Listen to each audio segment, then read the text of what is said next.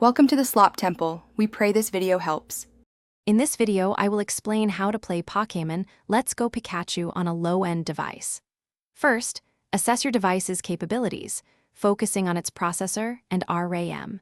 Next, you'll need to select an appropriate emulator that runs efficiently on less powerful hardware.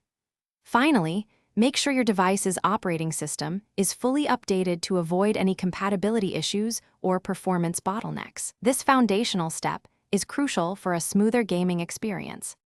Now, let's get the necessary software. Search for and download a well-regarded, lightweight Nintendo Switch emulator designed for lower-spec PCs.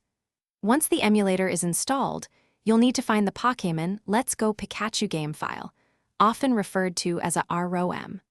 Always ensure you obtain these files from reputable sources to avoid malware and verify their integrity before attempting to load them.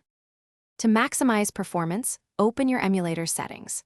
Reduce the internal resolution to a lower value, perhaps 720p or even 480p, to lessen the load on your GPU. Turn off advanced graphical features like anti-aliasing or anisotropic filtering. Also, ensure the emulator is allocated a reasonable amount of your system's RAM, typically around 2 to 4 gigabytes, depending on your total available memory.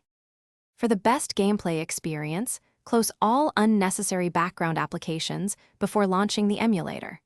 This frees up valuable CPU and RAM resources. Consider using a wired controller for more precise and responsive input, which can significantly enhance your enjoyment.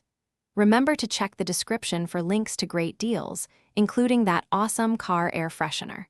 With these adjustments, you should be ready to enjoy Pokémon Let's Go Pikachu on your low-end device. Thanks for watching. Consider subscribing if we helped you.